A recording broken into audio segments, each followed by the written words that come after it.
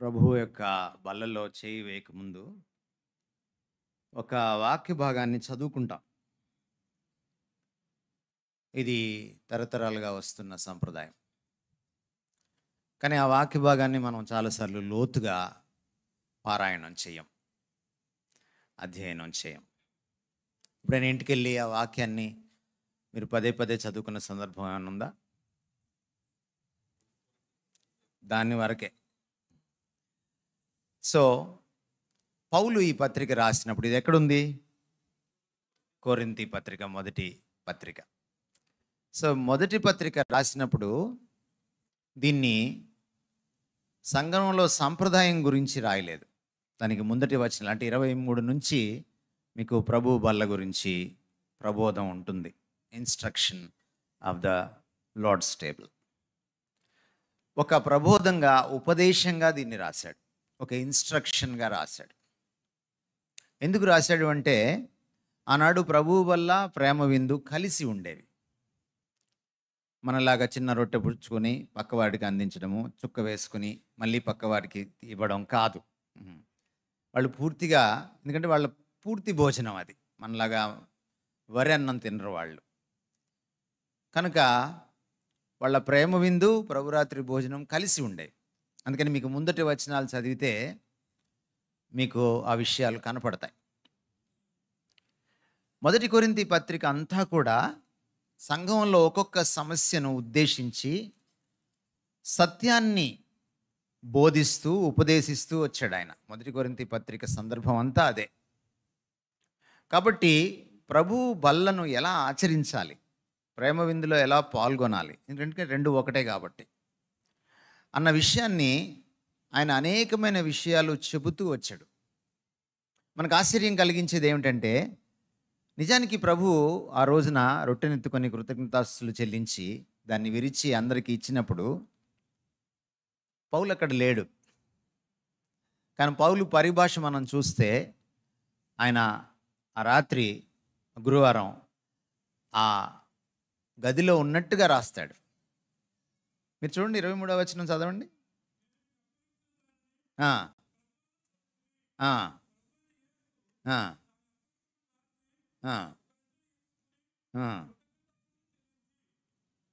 ఆ. ఎలా ఉంది మీకు పరిభాష? ఎలా ఉంది? చెల్లించాడంట అని లేదు. కళ్ళకు కట్టినట్టుగా రాస్తున్నాడు ఆయన. పౌలు దగ్గర ఉన్న గొప్పతనం ఏమిటంటే, ప్రభు ఆయనకి ఇచ్చినటువంటి ఒక భాగ్యం ఏమిటంటే, మీకు తక్కిన 11 మంది శిష్యులకు ఏం నేర్పించాడో దాన్ని ప్రత్యక్షంగా ప్రభు ఆయనకి నేర్పించాడు. తర్వాత ఆ ప్రత్యక్ష దర్శనం కలిగింది ఆయనకి ప్రభుతో. అందుకని ఫస్ట్ హ్యాండ్లో రాస్తున్నాడు, తానే అక్కడ ఉన్నట్టు రాస్తున్నాడు. ఎందుకు రాస్తున్నాడు అంటే, మీరు ఎలా ఆచరించాలనేది కాదు, అందులో ఇమిడి ఉన్న అంశాలు రాస్తున్నాడు. అందుకని ఈ రోజున ఆ పాఠాన్ని మనం ధ్యానం చేయడానికి ప్రయత్నం చేద్దాం. మీకోసం నేను చదువుతాను ఆ పాఠ్యభాగాన్ని.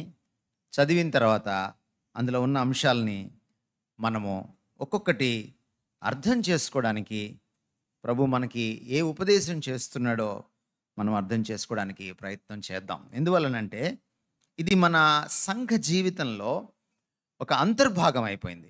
మనం రొట్టెలో పాలు పొందడం అనేది సంఘ జీవితంలో ఒక అంతర్భాగం, ముడిపడిపోయింది. ఇది మన ఆధ్యాత్మిక జీవితంలో పెనవేసుకుపోయినటువంటి విషయం. ఇది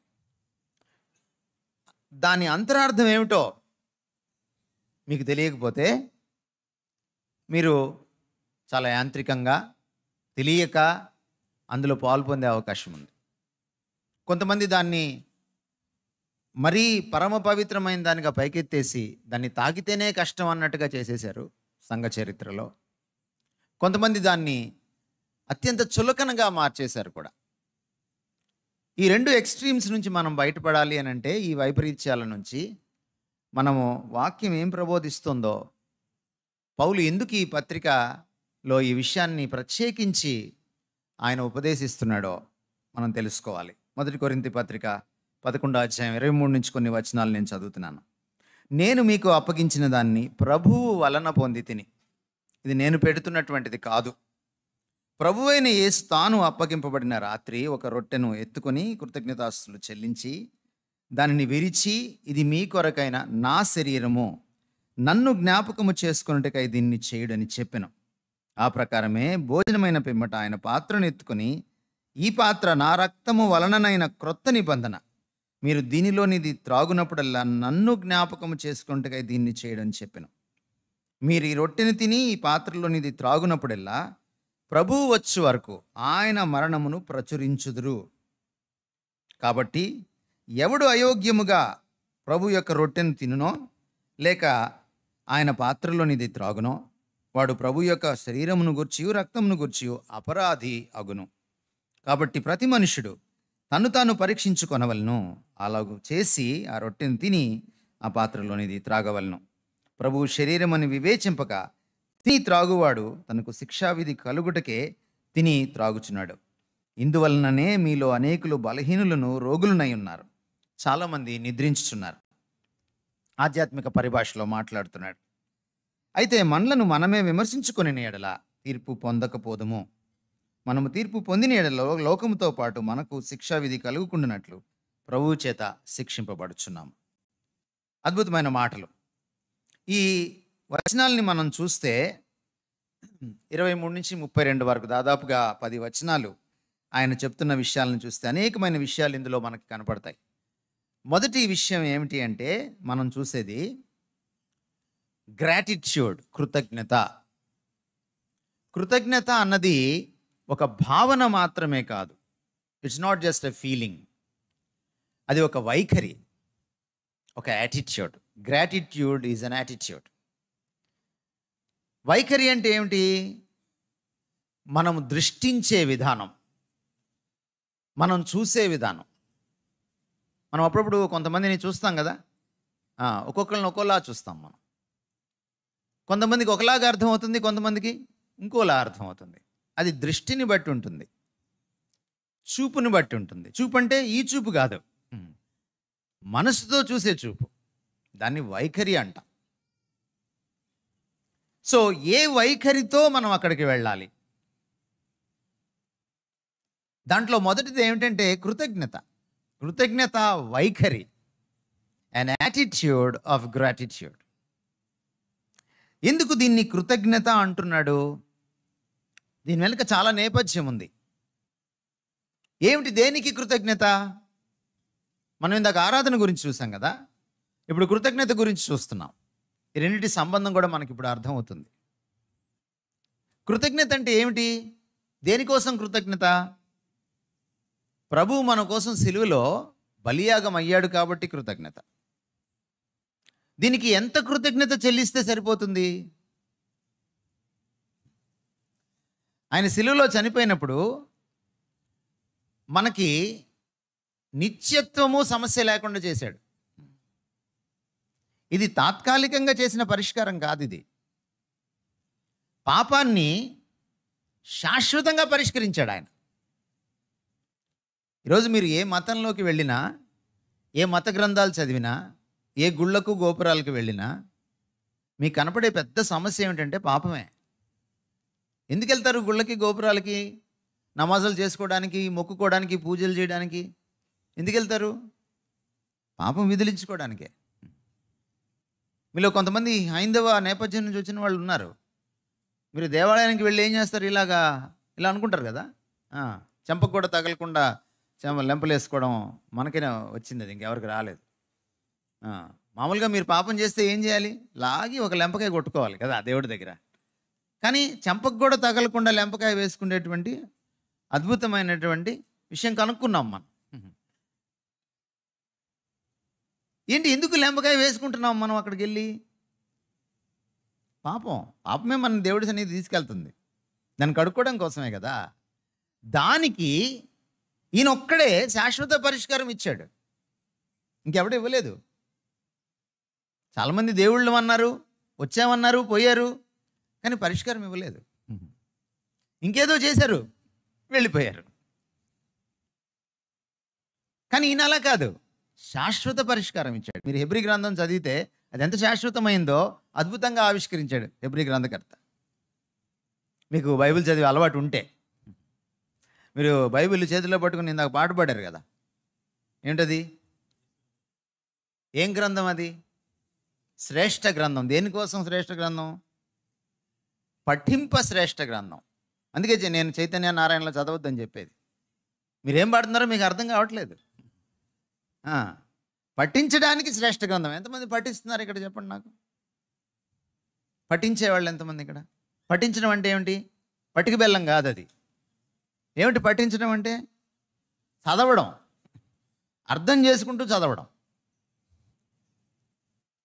మరి చేతులు ఎత్తేమో పఠింప శ్రేష్ఠ గ్రంథం పాడేశారు, ఇంటికి వెళ్ళి పట్టించకపోతే ఎలాగా?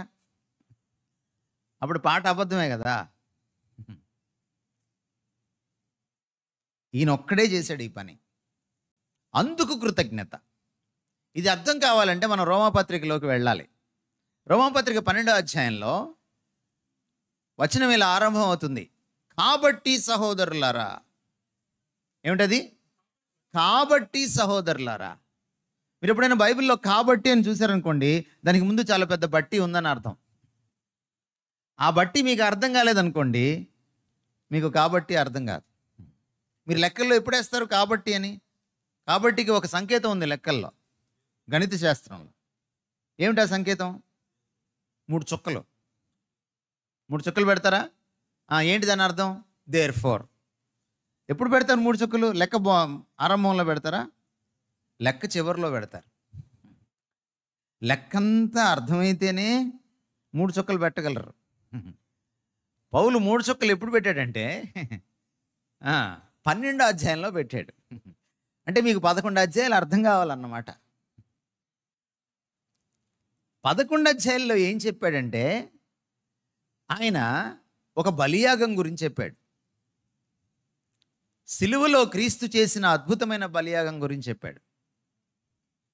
మానవాల్ని దేవుడు ఎలా రక్షించాడో, అలా రక్షించడానికి మానవాల్ని దేవుడు రక్షించడానికి ఎలాంటి ప్రణాళిక గీశాడో, ఆ ప్రణాళికను తన కుమారుల్లో ఎలా నెరవేర్చుకున్నాడో, అది సిలువలో ఎంత అద్భుతంగా ఆవిష్కరించబడిందో, ఇవన్నీ 11 అధ్యాయాల్లో చెప్పాడు. చెప్పిన తర్వాత అంటున్నాడు, క్రీస్తు సిలువలో మనందరి కోసం ఇంత గొప్ప బలియాగం చేశాడు కాబట్టి. ఆ కాబట్టికి అర్థం ఏంటి? క్రీస్తు ఇంత గొప్ప బలియాగం చేశాడు కాబట్టి మీరు కూడా ఒక యాగం చెయ్యాలి అంటున్నాడు. సజీవ యాగం అన్నాడు దాన్ని. ఏమన్నాడు?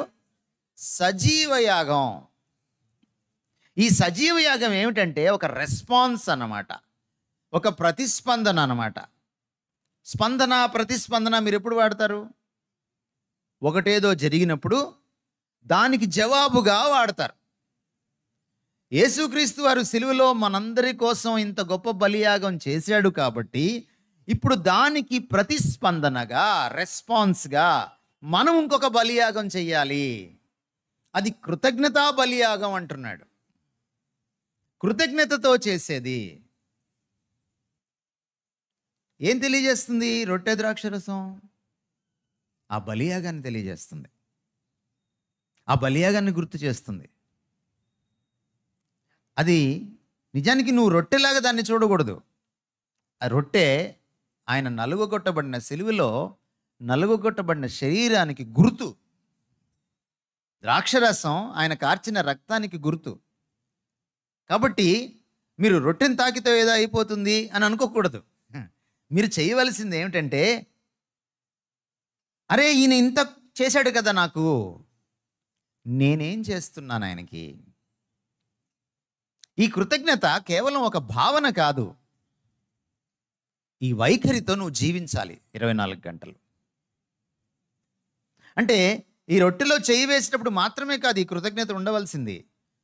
నువ్వు ఈ బిల్డింగ్ మెట్లు దిగి వెళ్ళేటప్పుడు కూడా ఉండాలి, ఇంటికి వెళ్ళాక కూడా ఉండాలి. దారిలో మీరు మాంసం కొట్టు దగ్గర ఆగుతారా? ఆగరు మీరు, ఎందుకంటే ఇక్కడ భోజనం పెట్టేస్తారు కాబట్టి. మీరు ఎప్పుడు మీ బెర్షెబా క్రైస్తవులు ఎప్పుడు మాంసం తింటారు? ఆదివారం తినరు. ఎప్పుడు తింటారు? ఏమండి? రోజు తిని ఆదివారం సెలవిస్తారా?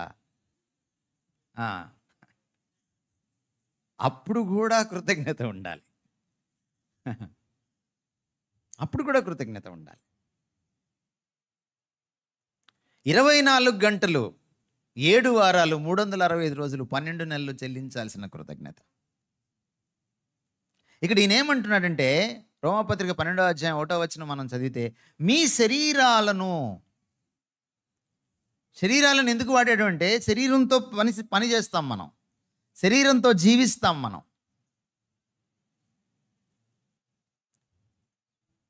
అంటే నువ్వు శరీరంతో చేసే ప్రతి పని ఒక కృతజ్ఞతార్పణగా దేవుడికి ఉండాలన్నమాట.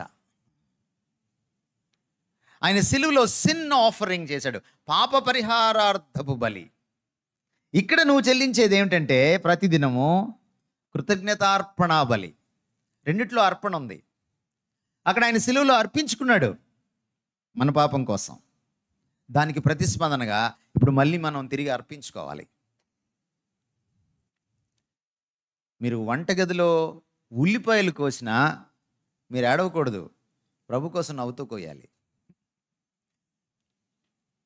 అర్థమవుతుందమ్మా నేనేం చెప్తున్నాను?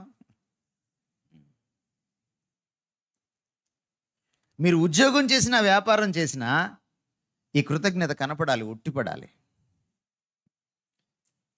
పరీక్షలు వస్తున్నాయి కదా, రేపు పరీక్షల్లో పాస్ అవ్వాల్సింది నీ కోసం మీ అమ్మ కోసం కాదు, నీ ప్రిస్టేజ్ కోసం, మీ అమ్మ నాన్న ప్రిస్టేజ్ కోసం కాదు, ఇది ఈయన కోసం.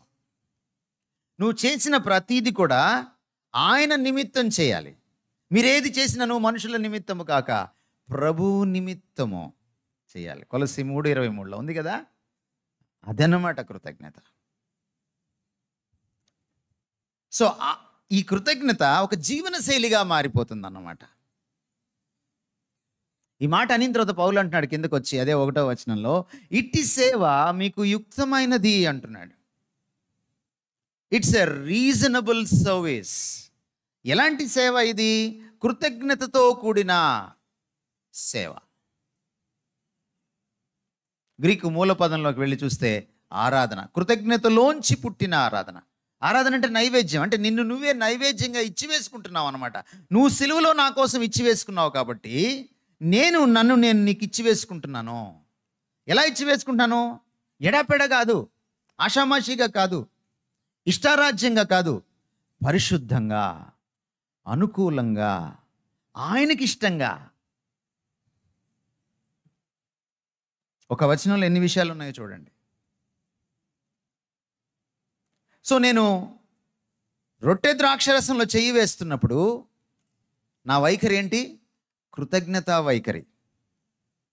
ప్రభువా, నా జీవితమే నీకు కృతజ్ఞత బలిగా ఇచ్చుకుంటున్నాను. బలి అంటే ఏమిటో తెలుసా మీకు? యాగము, బలి. యాగం అన్న బలి అన్న ఒకటే. యాగము బలి అంటే అర్థం ఏంటంటే మళ్ళీ వెనక్కి తీసుకోలేంది.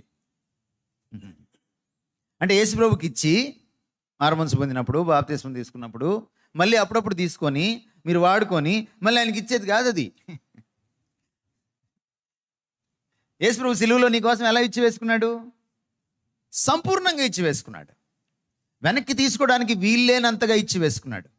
ఫిలిప్పీ పత్రిక 2వ అధ్యాయం ప్రకారం రిక్తుడిగా చేసుకున్నాడు, ఖాళీ చేసుకున్నంతగా ఇచ్చి వేసుకున్నాడు. ఇంకా ఏమి ఇవ్వడానికి ఆయన దగ్గర ఏమి మిగలనంతగా ఇచ్చి వేసుకున్నాడు. మళ్ళీ వెనక్కి తీసుకునేది కాదు బలి అంటే.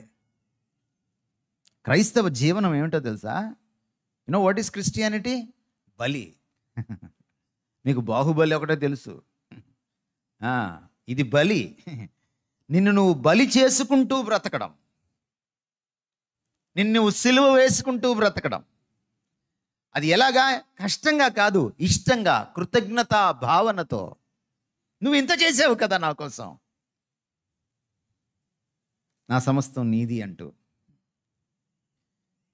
ఈ కృతజ్ఞత పెదవులతో మాత్రం చెల్లించేది కాదు. ఆదివారం రొట్టెలో చేయి వేసేటప్పుడు ఇది ఒక జీవన శైలి.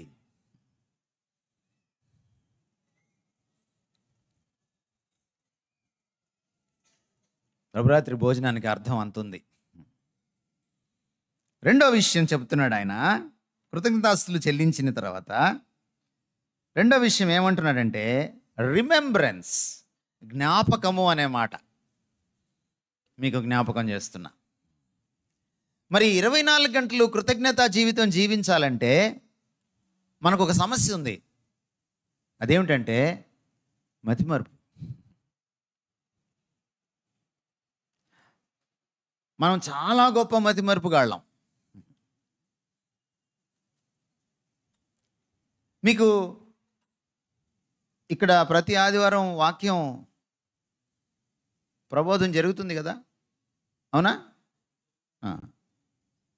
ఒక 4 వారాల క్రితం ఇక్కడ చెప్పిన వాక్యం గుర్తుందా? అట్లా శిలాప్రతిమల్లాగా ఉన్న పేరేంటి? అలా అడ్డంగా ఊపడమో నిలువుగా ఊపడమో చెయ్యాలి కదా. ఏంటి అలా స్థానంలాగా అయిపోయారేంటి? మరి మీరు ఎలాగ వాక్యాన్ని అప్లై చేసుకుంటారు గుర్తు లేకపోతే? ఏ ఆదివారం కా ఆదివారము కొత్త బిచ్చగాడు పొద్దెరగడని ఆ బ్యాచ్ అన్నమాట మనం. ఈ ఆదివారము ఇక్కడ ఆరాధన చేయడానికి వాక్యము, ఈ ఆదివారము ఆ రొట్టెలో కాసేపు చెయ్యి వేసుకోవడానికి వాక్యం, అంతే. ఇంక చెయ్యి వేసేసాను, అయిపోయింది. సోమవారం నుంచి శనివారం దాకా నాది. అది కాదు క్రైస్తవ జీవితం. సోమవారం కూడా అయిందే, మంగళవారం కూడా అయిందే, ఆదివారం ఒక్కటే అయింది కాదు. మీరు మీ సొత్తు కారు. మీరు వెంటనే చెప్పడం కాదు, అక్కడ ఆగండి. మీరు మీ సొత్తు కారంటే విలువ పెట్టి కొనబడిన వారు కాదని చెప్పేస్తున్నారు. సండే స్కూల్ దాటి బయటికి రావాలి మనం. మీరు మీ సొత్తు కారంటే అర్థం ఏంటి?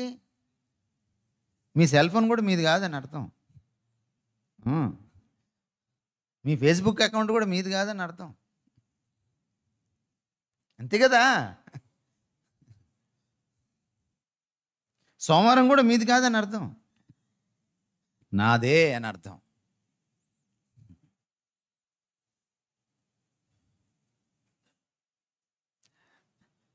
మర్చిపోతాం కాబట్టే ఆయన ఏం పెట్టాడు? ఈ ఏర్పాటు చేశాడు. ఇది ఏర్పాటు. ఇది ఎందుకు చేశాడు? మర్చిపోతాం. ఎంత మర్చిపోతామంటే మన కోసం రక్తం కార్చిన వాడినే మర్చిపోతాం. కాదంటారా? నేను సోమవారం నుంచి శనివారం దాకా ప్రభువుని అస్సలు మర్చిపోలేదన్న వాళ్ళు చేతులు ఎత్తగలరా? ఎత్తితే అబద్ధం అన్నట్టే దేవుడి సన్నిధిలో.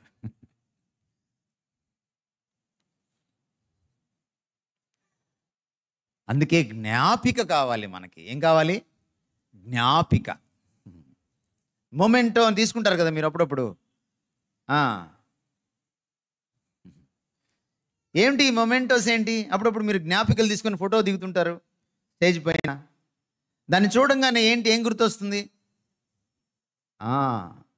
అది కాదు, అందులో ఏం లేదు. అది చూడంగానే అసలైంది గుర్తొస్తుంది. ఇక్కడ అసలైంది ఏంటి? ఆయన అంటున్నాడు, నన్ను జ్ఞాపకం చేసుకోండి అంటున్నాడు. ఏం జ్ఞాపకం చేసుకోవాలి? సిలువ వేయబడిన క్రీస్తును జ్ఞాపకం చేసుకోవాలి. ఎప్పుడైతే సిలువ వేయబడిన క్రీస్తును మర్చిపోతానో క్రైస్తవ్యాన్ని మర్చిపోతాను. ఎందుకంటే క్రైస్తవం అంటే ఏమిటి? ఓ కులం నుంచి, ఓ మతం నుంచి ఇంకొక తత్వంలోకి రావడం కాదు, మతం పుచ్చుకోవడం కాదు. క్రైస్తవం అంటే ఏమిటి? క్రీస్తును పుచ్చుకోవడం, క్రీస్తును పునికి పుచ్చుకోవడం, క్రీస్తు తత్వాన్ని పునికి పుచ్చుకోవడం, క్రీస్తు వ్యక్తిత్వాన్ని నీ వ్యక్తిత్వంగా చేసుకోవడం, క్రీస్తులాగా మారడం. ఇదే క్రైస్తవం.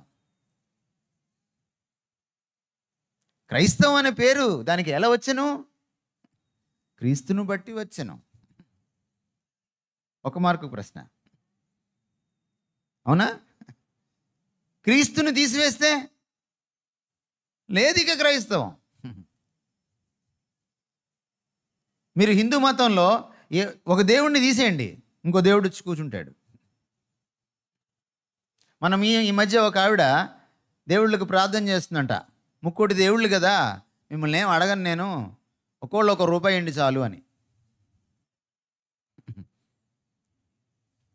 అప్పుడు ఆవిడకు ఒక ఆకాశవాణి వినిపించిందంట. బాగానే ఉంది కానీ నువ్వు అడిగింది చాలా తెలివిగా అడిగావు, ఆ ముక్కోటి దేవుళ్ళ పేర్లు ఒకసారి చెప్పు. అప్పుడు ఇచ్చేస్తారు అన్నట. చెప్పగలరా? ఒకడిని తీసేస్తే ఇంకొకడు. మతం ఉండిపోతుంది దేవుడు లేకపోయినా సరే. ఇక్కడ ఉండదు అలాగా. క్రీస్తు లేకపోతే క్రైస్తవమే లేదు. క్రీస్తే సమస్తం. నువ్వు క్రైస్తవుడిగా క్రైస్తవురాలుగా మెట్లు దిగాక జీవించాలి అంటే ఆయన కన్నుల ముందు పెట్టుకొని జీవించాలి. రొట్టె ద్రాక్షరసం నీకు ఏం నేర్పిస్తుందంటే, అయ్యా మర్చిపోయినట్టున్నావు, ఆయన్ని జ్ఞాపకం చేసుకో. పౌలు ఒక మాట రాశాడు, నేను మీ మధ్య ఉన్నప్పుడు సిలువ వేయబడిన క్రీస్తును తప్ప మరి దేనిని ఎరుగకుంటిని. మీరు బయటికి వెళ్ళి సమాజం మధ్య జీవిస్తున్నప్పుడు మీరు సిలువ వేయబడిన క్రీస్తు ఎరుకలో జీవించాలి. అప్పుడు మీరు మర్చిపోనట్టు ఆయన్ని. మర్చిపోయారా? క్రైస్తవమే లేనట్టు. చాలామందికి ఒక అలవాటు ఏమిటంటే, ఆ రొట్టెలో చెయ్యేసేనంతసేపే పవిత్రంగా ఉంటారు. కొన్ని సంఘాలు ఉన్నాయి, వాళ్ళు వారానికి ఒకసారి పెట్టుకోరు, నెలకొకసారి పెట్టుకుంటారు. 3 వారాలు హాయిగా ఉంటారు. ఆ ఒక్క వారం ప్రిపేర్ అయ్యి వస్తారు.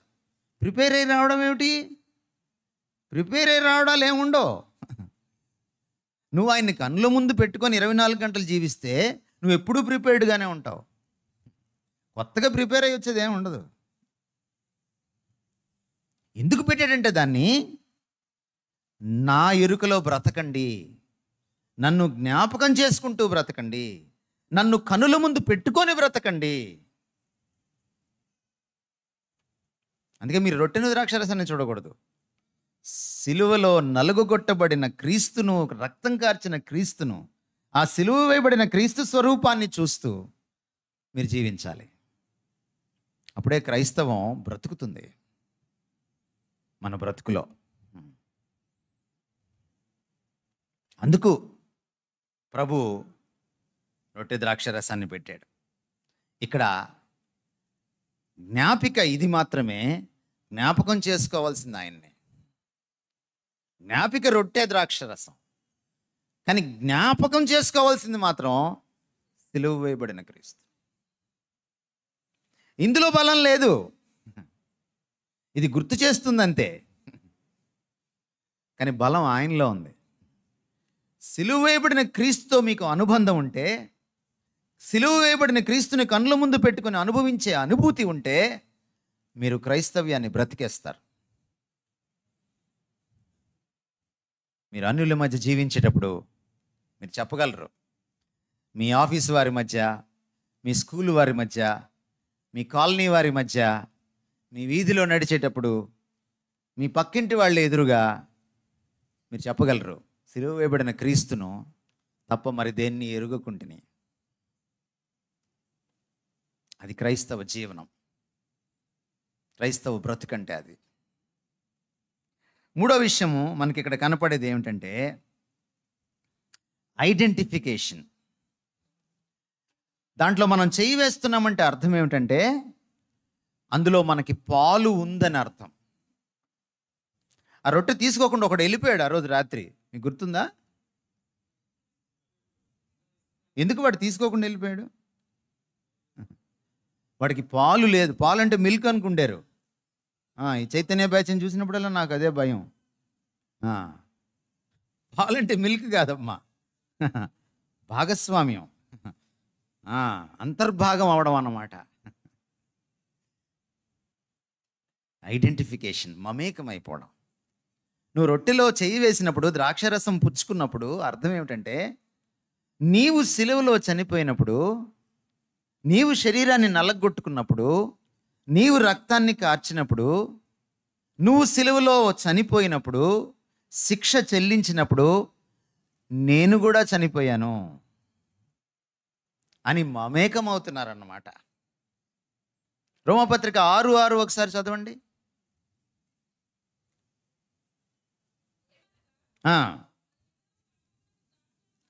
మనం ఇంకా పాపం చేయకుండా ఉండాలంటే పాప శరీరం అంటే ఈ లోపల ఉన్నటువంటి ఈ ప్రాచీన పాపం చేసేటువంటి స్వభావము నిరర్ధకం అయిపోవాలంటే, అది మనల్ని ప్రభావితం చేయకుండా ఉండాలంటే ఆ, ఆ, ఈ పాత మనిషి ప్రభువులోకి రాకముందున్నాడే మనిషి నీలో, వాడు ఆవిడ ఏమవ్వాలి? యేసుక్రీస్తు సిలువ వేయబడాలి. గలతీ 2:20 చదవండి.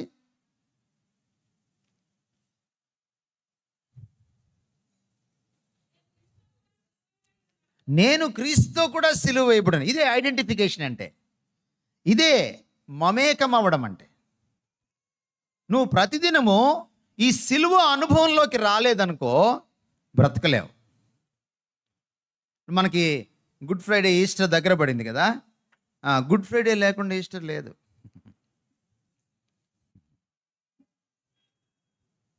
40 దినాలు భోజనం చేయకుండా ఉండడము, మల్లెపూలు పెట్టుకోకుండా ఉండడము, మాంసం కొట్టు దగ్గరికి వెళ్లకుండా ఉండడము, సీరియల్ చూడకుండా ఉండడం కాదు మమేకం అవడం అంటే. 40 దినాల క్రైస్తవం కాదు అది, 365 రోజులు క్రైస్తవం అది. ఇదేదో బయట ఏదో వేసుకుంటారే మాల, అట్లాంటి యేసుమాల కాదు ఇది. వాళ్ళు కూడా 40 రోజులు, అదేంటో కానీ ఆ కోఇన్సిడెన్స్ ఎలా అయిందో నన్ను అడగండి. అది కాదు క్రైస్తవం. 40 రోజులు నిష్ట కాదు క్రైస్తవం అంటే. ఇది ప్రతిదినము క్రీస్తుతో కూడా సిలువ వేయబడిన అనుభవం. పౌలేమన్నాడు గలతీ 2:20లో, సిలువ వేయబడిన తర్వాతనే జీవించడం నేర్చుకున్నాను. ఇక జీవించేవాడిని నేను కాను, ఎందుకంటే నేను చచ్చిపోయాను, ఇప్పుడు ఆయన బ్రతుకుతున్నాడు. నా రొట్టెలో నేను చెయ్యి వేసినప్పుడల్లా నాకు అది జ్ఞాపకం చేసేది ఇంకోటి ఏమిటంటే, అరే నువ్వు చచ్చిపోయావురా, బ్రతికేది క్రీస్తే. అంత మమేకం అయితేనే నేను అందులో చేయి వేయాలి. మీరు పరీక్ష చేసుకోండి అన్నాం, కానీ మీరు పరీక్ష ఎలా చేసుకుంటారు?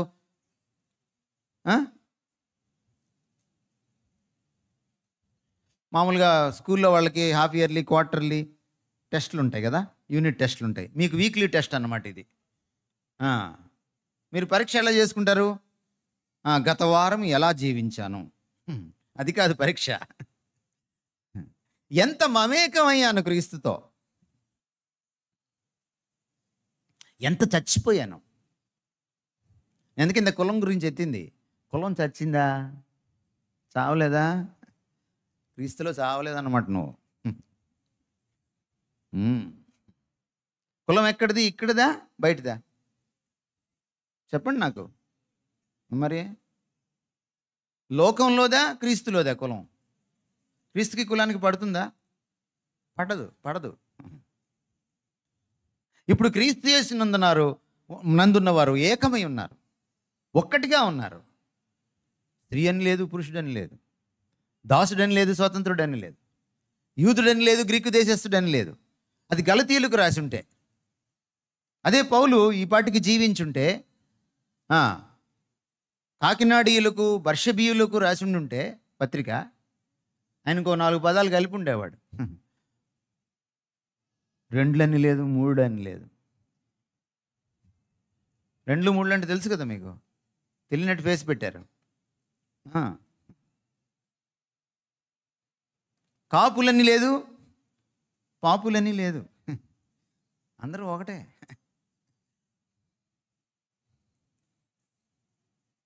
ఏ విధంగా నువ్వు గొప్పడివి కాదు. పాపం ఎంత గొప్పదంటే, అది బ్రాహ్మణుణ్ణి దళితుణ్ణి ఒకటే తాటి మీద నిలబెడుతుంది. ఇద్దరు పాపులే, ఏ భేదం లేదు. బ్రాహ్మణుడైనా దళితుడైనా పాపము చేసి దేవుడు అనుగ్రహించిన మహిమను పొందలేకపోయిన వాడే. సిలువ అంతకంటే గొప్పది. అది అందరినీ సమానంగా రక్షిస్తుంది. పాపం అందరినీ సమానంగా నాశనం చేస్తే, సిలువ అందరినీ సమానంగా రక్షిస్తుంది. ఈ పాత చావ, చింత చచ్చిన పులుపు చావలేదని ఒక సామెత. ఈ పాత చావ, ఛాయలు, వాసనలు చచ్చిపోవాలి. నేను క్రీస్తులో మమేకమైతే రొట్టెలో చేయి వేయాలి. ఇది మూడవది. నాలుగవది ఆయన అంటున్న మాట ఏమంటున్నాడు ఆయన? నాలుగవది పరీక్ష చేసుకోమన్నాడు. ఉందా మాట? పరీక్ష చేసుకోవాలి, మనల్ని మనమే విమర్శించుకోవాలి. అప్పుడు తీర్పులోకి రాము. సో అందులో చేయి వేసేటప్పుడు నాలుగో విషయం ఏమిటి? పరీక్ష పాస్ అవ్వాలి నువ్వు.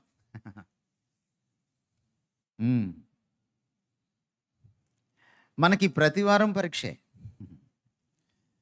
పరీక్ష ఎలా చేసుకుంటారు? సాధారణంగా మనకున్న అలవాటు ఏమిటి? పక్కనోడిని చూస్తాం మనం. నేను బాగానే ఉన్నానా? పెళ్లి చూపులకి వెళ్ళినప్పుడు అబ్బాయి గురించి అడుగుతారు. ఏమడుగుతారు? అబ్బాయి మంచోడేనా? అసలు మంచి అబ్బాయిలు ఉంటారా? మంచి అమ్మాయిలే లేరు. ఇంక మంచి అబ్బాయిలు ఎక్కడ ఉంటారు? ఏ విధంగా మంచోడని? వాడికంటే మంచోడా అని అర్థం అన్నమాట. వాడికి తాగుడు అలవాటు ఉంది, వీడికి లేదా? వాడికి ప్యాకెట్ అలవాటు ఉంది, వీడికి లేదా? వాడికి అమ్మాయిలు అలవాటు ఉన్నారు, వీడికి లేదా? ఇలాంటిది అన్నమాట. అంతే తప్ప అస్సలు మంచోడు ఎవడు లేడు. దేవుడు ఒక్కడే తప్ప ఎవడు మంచివాడు లేడని ఆ ధనికుడైన యువకుడైన యూదుడైన వాడికి యేసుక్రీస్తు వారు మార్క్సు వార్తలో చెప్పేశాడు. సో నీ యోగ్యత నీకు ఎలా తెలుస్తుంది? నువ్వు ఎలా పరీక్ష చేసుకుంటావు? మనకు ఇంకొక పరీక్ష కూడా ఉంది. పక్క సంఘం వాళ్ళతో పరీక్ష చేసుకుంటాం మనం. బక్సింగ్ అసెంబ్లీ వాళ్ళకి ఒక గర్వం ఉంది. మేమే ఏ గర్వం అయినా పాపమే, ఈ గర్వం కూడా పాపమే. సంఘనీతి నిన్ను రక్షించదు, సంఘ దర్శనం నిన్ను రక్షించదు, స్వనీతి కూడా నిన్ను రక్షించదు. క్రీస్తు నీతి మాత్రమే, శిలువ నీతి మాత్రమే నిన్ను రక్షిస్తుంది. తెలీదా నీకు ఆ విషయం? సో పరీక్ష చేసుకునేటప్పుడు పక్క సంఘం వాడుతోనో బెంచ్లో పక్కన వాళ్ళతోనో చేసుకోకూడదు. పరీక్ష ఎలా చేసుకోవాలంటే క్రీస్తుని ఎదురుగా పెట్టుకొని, ఆయన క్యారెక్టర్ని ఎదురుగా పెట్టుకొని, నా క్యారెక్టర్ని పక్కన పెట్టి ఎంత ఆయనకి దగ్గరలోకి వచ్చానో చూసుకోవాలి. అది పరీక్ష అంటే. అర్థమవుతుందా మీకు నేనేం చెప్తున్నానో? అప్పుడే మీరు ఈ వారానికి వచ్చే వారానికి ఎదుగుదల ఉంటుంది, మీలో మార్పు ఉంటుంది. మీలో పక్కనోడిని చూసారా? ఏదో ఒకటి లోపం కనపడుతుంది, మీలో ఏదో ఒకటి మంచి కనపడుతుంది. బాగానే ఉన్నానులే అనుకుంటారు మీరు. మనం ఎప్పుడు పక్కన వాళ్ళతో పోల్చుకోకూడదు. దేవుని పోలి నడుచుకునుడి అని రాశాడు పౌలు. గుర్తుందా మీకు? దేవుని పోలి నడుచుకోమన్నాడు. ఆ తర్వాత అన్నాడు, నేను క్రీస్తుని పోలి నడుచుకున్నాను కాబట్టి నన్ను పోలి నడుచుకోమన్నాడు. ఊరినే ఆయన పోల్చుకోమనలా. స్టాండర్డ్ ఎవరు? క్రీస్తు. నేను పరిశుద్ధుడై ఉన్న ప్రకారము మీరు పరిశుద్ధంగా ఉండాలని చెప్పి దేవుడు చెప్తున్నట్టుగా పేతురు రాశాడు తన మొదటి పత్రికలో 15వ వచనంలో. ఎవరు ప్రమాణం మనకి? క్రీస్తే. నేను పాలు పొందేటప్పుడు పరీక్ష చేసుకోవాల్సిన ఆవశ్యకత, అగత్యం పట్టినప్పుడు నాకు ప్రమాణం ఏమిటంటే, నేను బాగున్నానా లేదని చూసుకోవడానికి క్రీస్తు అనే ఆ క్యారెక్టర్, క్రీస్తు అనే ఆయన గుణశీలాలు. ఎవ్వరికి కూడా నిజానికి రొట్టెలో చేయి వేయడానికి హక్కు, అర్హత, యోగ్యత లేదు. సెయింట్ అగస్టిన్ అనేటువంటి క్రీస్తు శకం 4వ శతాబ్దానికి చెందిన గొప్ప సంఘ నాయకుడు, పితరుడు ఏమంటున్నాడంటే, యోగ్యత అంటే ఏమిటని అడిగారు ఆయన్ని.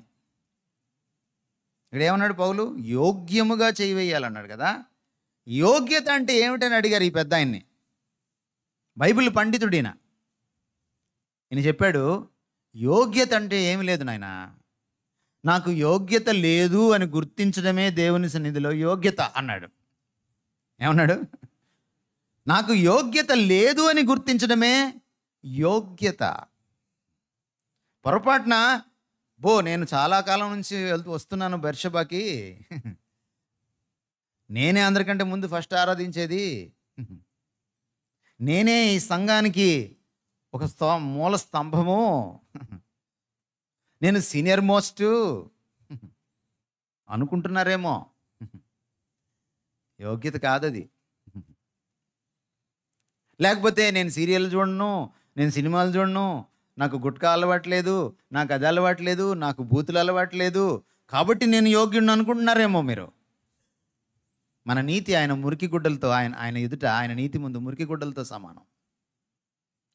యోగ్యత లేదని ప్రతిసారి నువ్వు చేయి వేసేటప్పుడు గుర్తించాలి నువ్వు. That's your first qualification.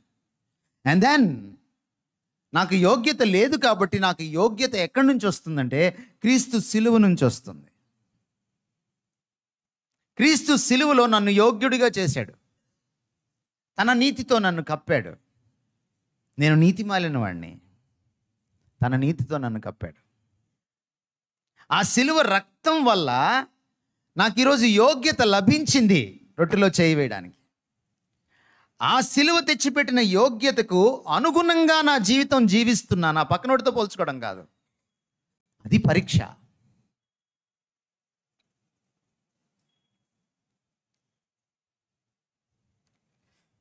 ఐదో విషయం, ఫెలోషిప్. ఇక్కడ సహవాసం అనే మాట లేదు ఈ వచనాల్లో, ఈ 10 వచనాల్లో. అంటే 1 కొరింథీ 11 నుంచి 23 నుంచి 32 వరకు చదివితే మీకు సహవాసం అనే మాట కనపడదు, కానీ సహవాసం అందులో ఉంది. రొట్టె విరిచి అంటే మీరు నిజంగా విరిచి అనుకున్నారు, అందుకని మీరు ఏం చేస్తారంటే ఒకే రొట్టె తీసుకొచ్చి అందులో విరుచుకోండి అంటున్నారు. మీకు తెలియక మీరు మొదటి శతాబ్దంకి వెళ్ళి చూస్తే రొట్టె విరవడం అంటే నిజంగా విరవడం కాదు. రొట్టె విరవడం అంటే కలిసి భోంచేయడం. ఏమిటది? మీకు తెలుగులో కొన్ని జాతీయాలు ఉన్నాయి, అది పక్కన ఒక తమిళోడో, ఒక గుజరాతీ వాడో, ఒక అమెరికా వాడో వస్తే వాడికి అర్థం కాదు, ఆ తెలుగు అర్థం కాదు. వాళ్ళ ఇంట్లో చేయి అడిగాను, పక్కన తమిళోడు ఉంటే ఏమంటాడు? మీ ఇంట్లో చెంబు లేదా? మీ ఇంట్లో నీళ్ళు లేవా? మీ ఇంట్లో వాష్రూమ్ లేదా? వాళ్ళ ఇంటికి వెళ్ళి ఎందుకు చేయగడిగావయ్యా? అరే పిచ్చివాడా, వాళ్ళ ఇంట్లో చేయగడగడం అంటే నిజంగా వెళ్ళి వాళ్ళ ఇంట్లో చేయగడగడం కాదు, మా ఇంట్లో చెంబు లేకపోవడం కాదురా, వాళ్ళ ఇంట్లో భోంచేసానని అర్థం రా. ఎప్పుడు అర్థమవుతుంది? ఇది తెలుగువాడికే అర్థమవుతుంది, అవునా కాదా? హెబ్రీ భాష వచ్చిన వాడికి మాత్రమే ఈ లాంగ్వేజ్ అర్థమవుతుంది. అలాగే రొట్టె విరవడము అంటే అర్థం ఏంటంటే దినదినము ఇంటింటా రొట్టె విరిచారంటే వాళ్ళ ఇంటి ఎదురుకి వెళ్ళి ఓ రొట్టె విరిచేసి మళ్ళీ పక్కింటికి వెళ్ళి ఇంకో రొట్టె విరిచేసి రొట్టెలు విరుచుకుంటూ వెళ్ళారనా? కాదు.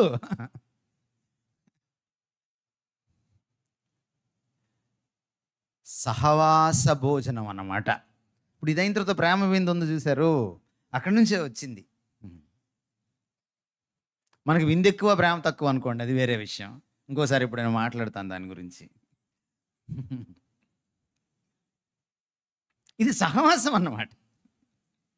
చూడండి, బైబిల్ పరిభాష ఇది, హెబ్రీ పరిభాష, ఇడియోమాటిక్ ఎక్స్ప్రెషన్ అంటాం.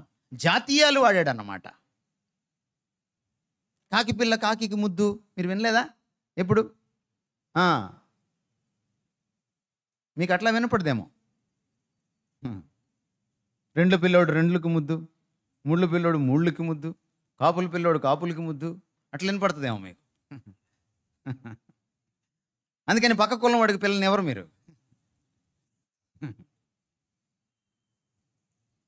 జాతీయాలన్నమాట ఇవి, భోంచేయడం. చూడండి, మీకు ఇంకోటి గుర్తు చేస్తాను, మీకు బాగా తెలిసినటువంటి వాక్యమే, బాగా తెలిసిన విషయాలు మీకు బాగా అర్థం కాలేదని మీకు చెప్పాను కదా నేను ఇందాకే. ఇంకొక ఉదాహరణ చెప్తున్నా మీకు. మీరు సువార్త దండయాత్రకి వెళ్ళినప్పుడల్లా చెప్తుంటారు మీరు ఇది. ప్రకటన 3:20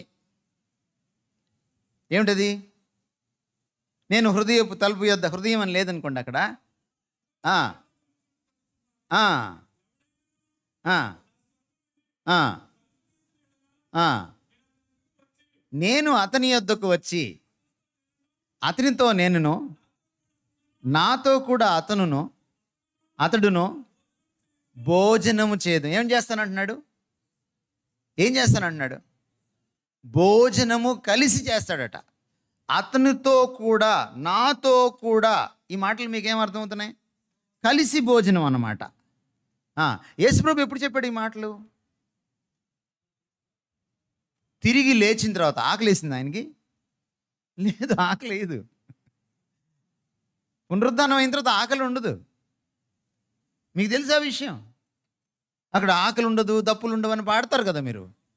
మరి అట్లా చూస్తున్నారేంటి నా వంక అర్థం కానట్టు? మరి ఎందుకు భోజనం చేస్తానంటున్నాడు? భోజనం అంటే సహవాసం. హెబ్రీలు కూడా భారతీయులు లాంటి వాళ్ళు అన్నమాట. మీరు ఎప్పుడైనా ట్రైన్లో భోజనం చేసినప్పుడు చూసారా ఎవరైనా? రైలు బండిలో చూసారు ఎప్పుడైనా? రైలు బండిలో వాళ్ళు బాక్స్ తిప్పుకుంటారు కదా, బాక్స్ తీసి ఏం చేస్తారు? భోజనం చేయక ముందు అటు తిరుగుతారు, అటు తిరిగి భోజనం చేస్తారు. కిటికీ పక్క. ఎందుకు అటు తిరుగుతారు? భారతదేశంలో భోజనం చేసేటప్పుడు బయటోడు చూడకూడదు. ఎవరైనా ఇంటికి గెస్ట్ వస్తే, నాన్నగారు భోజనం చేస్తున్నప్పుడు మనం ఏం చేస్తాం? భోజనం చేస్తున్నారు కూర్చోండని బయట కుర్చీ వేసి కూర్చోబెట్టి కట్టను కొంచెం లాగుతాం చూడకుండా. అర్థమైందా మీకు? హెబ్రీలు కూడా మనలాంటి వాళ్ళే. అదే ఆప్తుడు వచ్చాడు అనుకోండి, భోజనం చేసేటప్పుడు కట్టను ఏము, రా అబ్బాయికి ప్లేట్ తీసురా అంటాం అన్నమాట. మన పక్కనే కూర్చోబెట్టి ప్లేట్ పెట్టి మనతో పాటు భోజనానికి కూర్చోబెట్టుకుంటాం. ఎవరితో? ఆప్తుడితో. నేను భోంచేస్తాను, తలుపు తీస్తే ఎవరైనా నా స్వరం విని నేను లోపలికి వచ్చి భోంచేస్తానంటే గుండెల్లో భోజనం దొరుకుతుందని కాదు. చర్చిలో ఏదో ప్రేమ విందు పెడతాను, ఆయనకి ఆకలేసిందని కాదు. సహవాసం చేస్తానని. అది ఎలాంటి సహవాసం? ఆప్తబంధం అన్నమాట. అది ఆప్తమిత్రత్వం అన్నమాట. అది మీరు అందరు కలిసి ఒకే రొట్టెలో చేయి వేస్తున్నారంటే అర్థం ఏంటి? ఇది ఒక ఆప్తబంధం అన్నమాట ఇక్కడ. అందుకనే 2 3 ఉండకూడదు అన్నమాట. 2లకు ఒక రొట్టె, 3లకు ఒక రొట్టె ఉందా? కాపులకు ఒక రొట్టె, బ్రాహ్మణులకు ఒక రొట్టె ఉంటుందా? ఒక్క రొట్టెలో చేయి వేశారంటే అర్థం ఏంటి? పెళ్ళి కూడా వేరే కులంలో వాళ్ళకి ఇవ్వచ్చని అర్థం. మీరు నిజంగా క్రైస్తవులైతే, ఈ వాక్యం మీరు నమ్మితే, రేపటి నుంచి మీరు ఈ పనిలో ఉండాలి. వేరే కులస్తుల్ని కలుపుకుండే పనిలో ఉండాలి. ఏమవుద్దండి 2 3 కలిసి పెళ్లి చేసుకుంటే ఏమవుద్ది? కాకపోతే 5 పుడతారు అంతే కదా. ఏం దాంట్లో ఏంది పెద్ద విషయం? నేను 32 సంవత్సరాలు అయింది సేవలోకి వచ్చి. అలా చేసుకుంటారేమో చూద్దాము అని వెయిట్ చేస్తున్నాను. అంత మహానుభావులు ఎవరు కనపడలేదు నాకు. నువ్వు రొట్టెలో చేయి వేసావంటే నీ తోటి సోదరుణ్ణి నీవాడిగా, నీ దానిగా నువ్వు అంగీకరించి తీరాల్సిందే. అదే ఫెలోషిప్. అప్పుడే నువ్వు రొట్టెలో చేయి వేయాలి.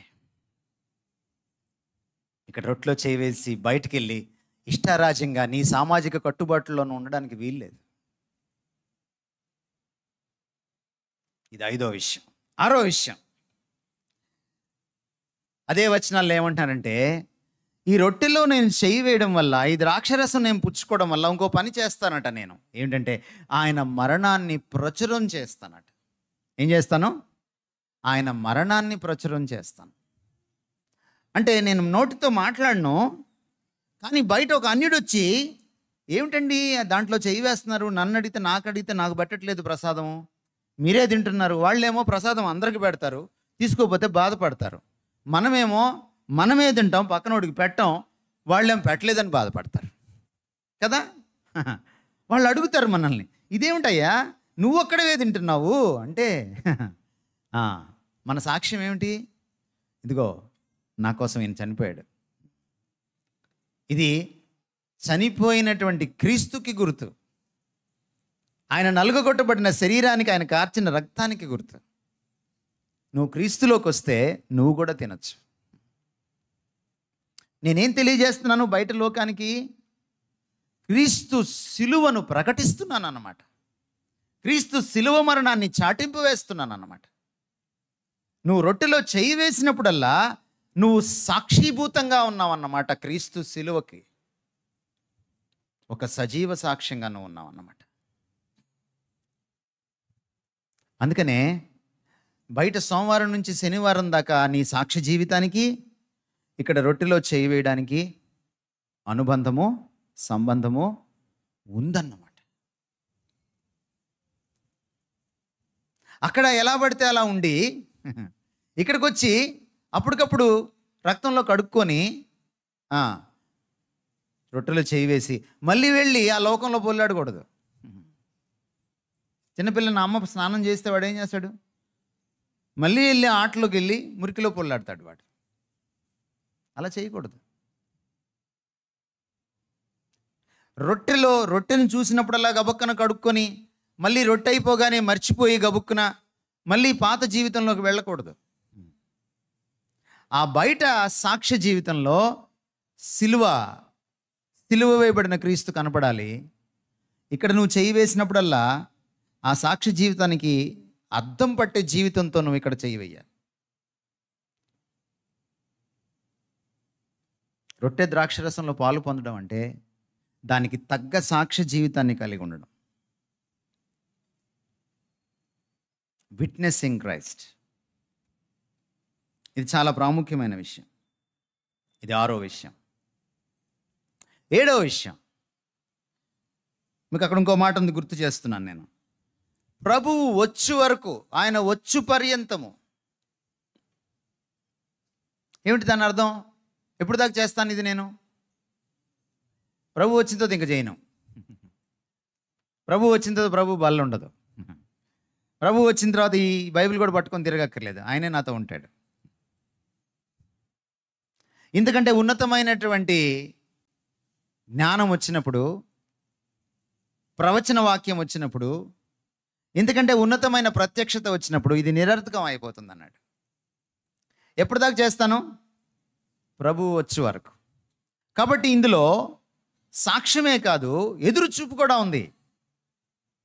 దేని గురించిన ఎదురుచూపు? ఎప్పుడు వస్తాడా? ఆయన వచ్చేంత వరకు